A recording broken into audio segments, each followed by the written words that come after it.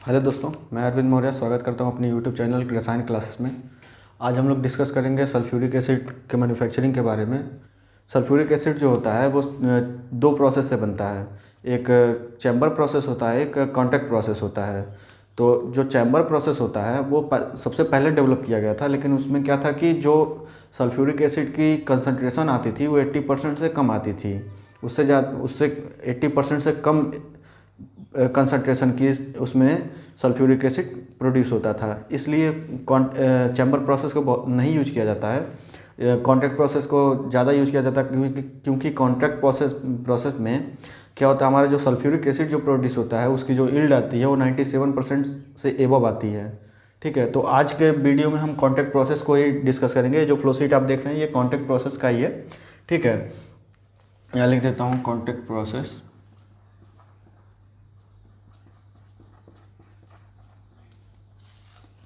तो देखते हैं, आज इसमें हम देखेंगे कैसे मैन्युफैक्चर होता है और प्रोसेस डिस्क्रिप्शन आपको बताएंगे कि एग्जाम में कैसे प्रोसेस डिस्क्रिप्शन आप लिखेंगे। ठीक है, तो सबसे पहले देखिए क्या होता है। हम इस फ्लो शीट को आप देख लीजिए। इसमें क्या करते हैं, सबसे पहले हम क्या करते हैं, मोल्टेन सल्फर लेते हैं। मोल्टेन सल्फर क्या होता है कि मेल्ट मतलब समझते हैं, मेल्ट मतलब पिघलना है। तो ये जो सल्फर होता है पिघला हुआ सल्फर लेते हैं। ठीक है, ये पंप होता है एक। ठीक है, मोल्टेन सल्फर को लेते हैं पंप के थ्रू, इसे बर्नर में ले जाते हैं।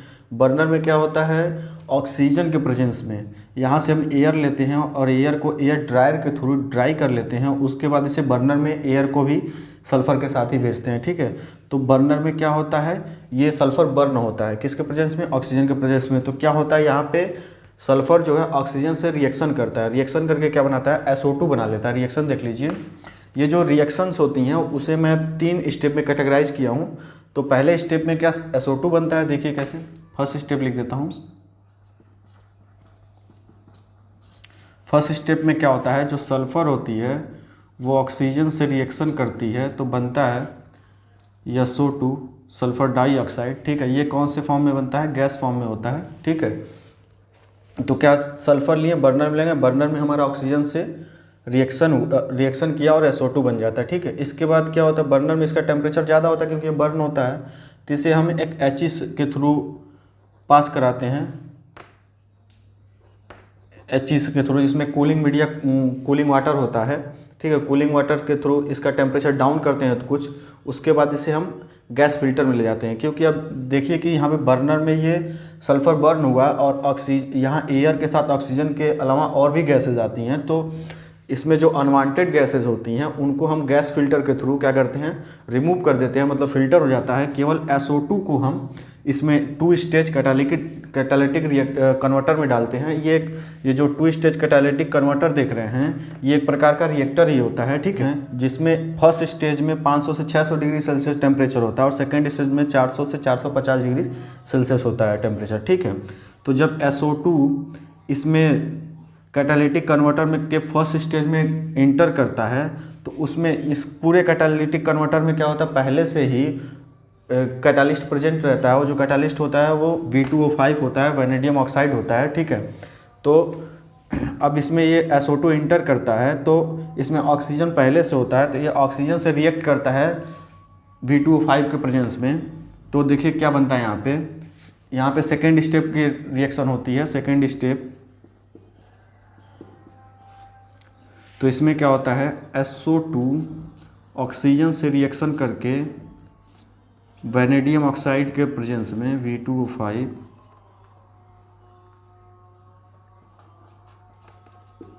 के प्रेजेंस में यहाँ पे हमारा SO3 बनाता है, सल्फर ट्राईऑक्साइड। ठीक है, तो इसे बैलेंस कर देते हैं, 1/2 हो जाएगा यहाँ पे। ठीक है, तो यहाँ पे हमारा सल्फर ट्राईऑक्साइड बन जाता है। 2 स्टेज कैटालिटिक कन्वर्टर के फर्स्ट स्टेज में हमारा SO3 बनता है। वो कितने परसेंट बनता है, 80% में बनता है। ठीक है, बाकी गैस अभी रिएक्ट नहीं हो पाती हैं इसमें। तो क्या करते हैं, इसके बाद इसका टेम्परेचर डाउन करते हैं। ठीक है, 500 से 600 डिग्री सेल्सियस यहाँ पे होता है। तो इसके बाद इसे HE से, ये HE है। ठीक है, मतलब हीट एक्सचेंजर होता है।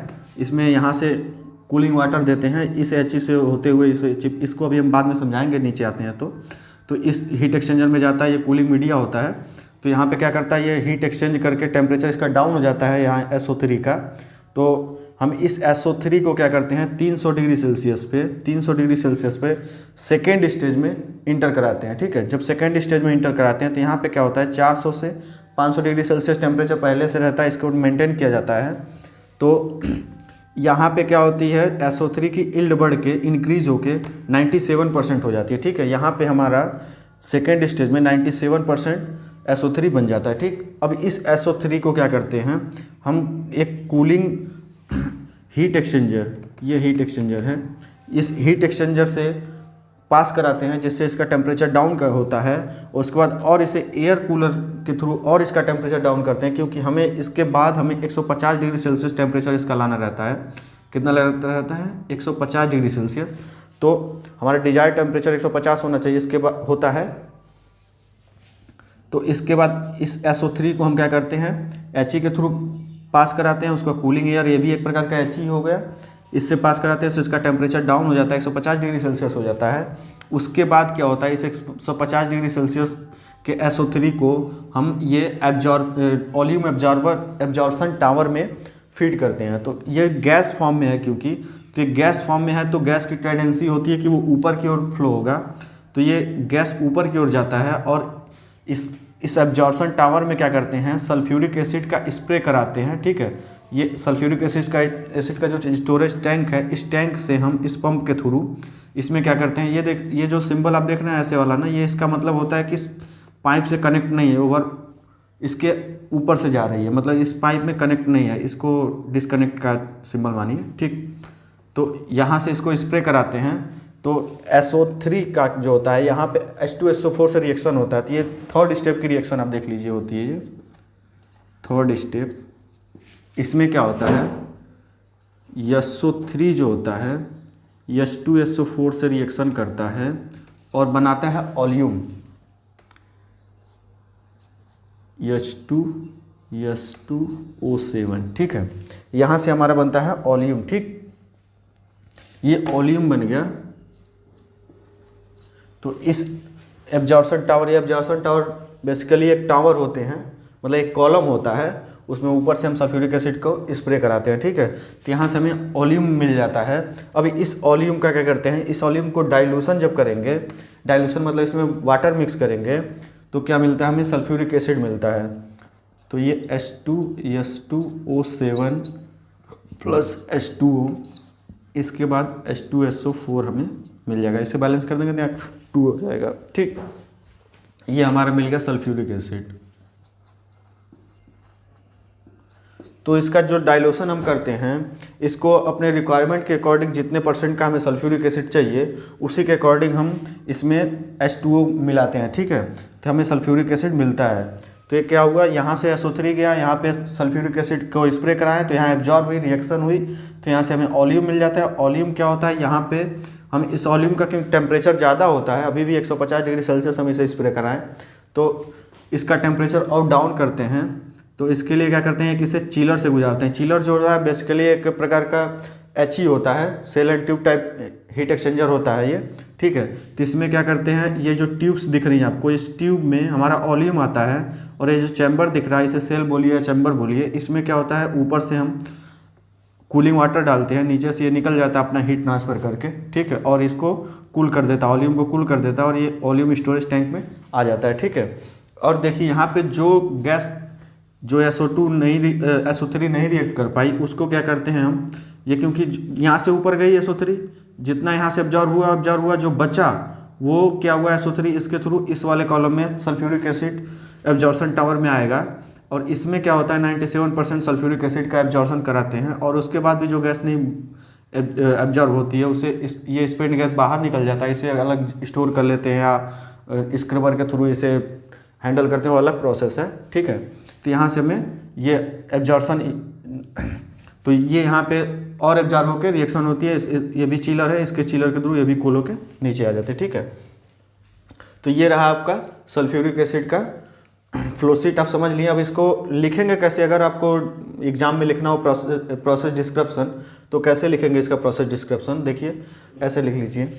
सबसे पहले मोल्टेन सल्फर और एयर को बर्नर में फीड कराते हैं। उस बर्नर में सल्फ़र बर्न होता है ऑक्सीजन के प्रेजेंस में, तो ऑक्सीजन से वो रिएक्शन करके SO2 फॉर्म कर देता है।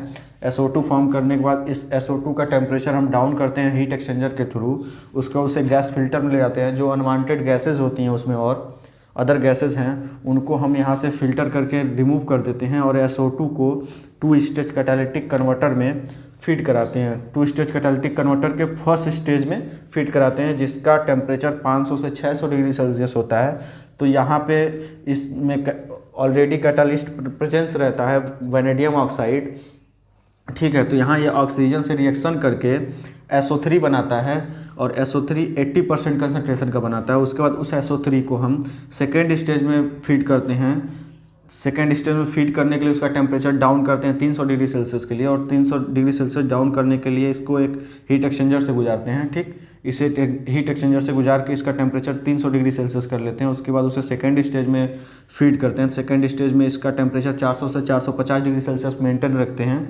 यहाँ पे इस SO3 का यील्ड इंक्रीज होकर 97% हो जाता है। अब इस 97% के SO3 को, सल्फर ट्राईऑक्साइड को टेम्परेचर और डाउन करते हैं, जिसके लिए इसको एक हीट एक्सचेंजर और फिर एयर कूलर में से पास कराते हैं, जिससे इसका टेम्परेचर 150 डिग्री सेल्सियस हो जाता है। अब 150 डिग्री सेल्सियस के SO3 गैस को हम ऑलियम एब्जॉर्प्शन टावर में ले जाते हैं। उसमें सल्फ्यूरिक एसिड का स्प्रे कराते हैं और वहाँ पे रिएक्शंस होती है, जो रिएक्शन आपको बताए हैं, रिएक्शन होकर ऑलियम बनाता है। उस ऑलियम का डाइल्यूशन करके हम सल्फ्यूरिक एसिड प्राप्त कर लेते हैं। और ये जो ऑलियम था इसका टेम्परेचर डाउन करने के लिए इसे एक चिलर से गुजारते हैं। चिलर एक प्रकार का हीट एक्सचेंजर होता है। उसके बाद ऑलियम स्टोरेज टैंक में स्टोर हो जाता है। इसके बाद इस ऑलियम को हम डाइल्यूशन करके सल्फ्यूरिक एसिड बना लेते हैं, ठीक है। तो अगर वीडियो समझ में आई हो तो लाइक शेयर कमेंट करना ना भूलिएगा और सब्सक्राइब तो कर ही लीजिएगा। Thank you for watching my video.